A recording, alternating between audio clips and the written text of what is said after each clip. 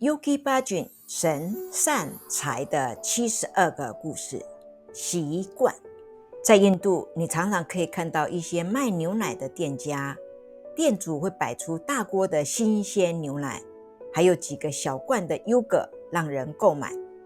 你可以走进这些店，告诉老板你要买什么，他们就会把你要的牛奶或优格量好，装进罐子里。有一天，两个小男孩和一只狗就站在这样一家牛奶优格店的外面。其中一个男孩说：我真希望我能买点优格给我的狗吃，但我1毛钱也没有。他的朋友说：那可不便宜啊，我也没有钱啊。那个男孩说：那你想个办法吧。他朋友说：想什么呢？他的朋友回答说：我的狗应该要吃到优格，你想个办法出来。他的朋友眼睛突然一亮说：嘿，我有办法让你的狗狗吃到优格了。你看到那个人走过来了吗？那个男孩朝街道那头望去，果然看到一位又高又气宇轩昂的男子正快速地朝他们走来。朋友说：他看起来像是个军人。狗的主人问：你怎么知道的？他朋友说：你看，他走路像在行军啊，左脚右脚，左脚右脚，左脚右脚。男孩问说：这跟我的狗能不能吃到优格有什么关系呢？那个男孩说：我有个计划，如果他买的是优格，你的狗今天肯定能吃到，但如果他买的是牛奶，那大概就没希望了。咱们等等看吧。那个养狗的男孩祈祷地说：全能的神啊，请让那个人买优格吧。两个朋友就站在街的对面，看着那个军人笔直地走到店的柜台前面说：你好，给我1小罐的优格。他朋友回答说：我也不能100%的确定，但你叫我想办法，我就真的想了一个。咱们现在来看看我这个计划到底成不成功。狗的主人说：喂，老兄啊，如果我的狗没吃到优格，我就叫它咬你一口。他朋友说：嘿，别威胁啦，等等看，我们试试我的这个点子，看看行不行。他们看着那个人买完优格之后就准备离开了。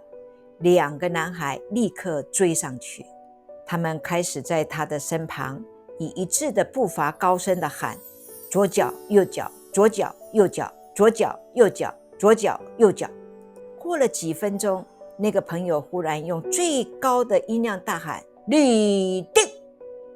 你知道吗？那位军人真的就立刻停下脚步，动作太突然了，以至于手中的优格罐直接掉落在地上。狗狗当然不客气，立刻冲上前去，把洒落在地上的优格吃得干干净净。两个男孩抬着头看着那位男子，天真地问：先生，发生了什么事呢？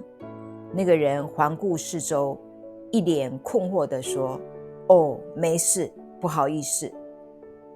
他转身回头，准备再去买另一罐新的优格。男孩们又追上去，再次地问：先生，到底发生了什么事啊？那个男子还是有点迷迷糊糊地说：你们刚刚喊着左脚右脚左脚右脚的时候，我感觉好像在参加夜兵游行，我甚至忘了自己在哪里，手里还拿着东西呢。这两个男孩掌握到了这位男子的思维，他们知道这个人习惯了行军的训练，一旦听到这样的节奏，就会不自觉地照着行动。他的习惯强大到让他的意识一下子回到平常操练的操场上去了。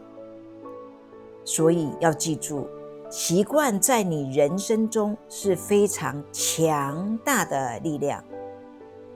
你必须谨慎，因为有时候你会因为习惯做出一些自己都没有觉察到，甚至根本不想做的事情啊。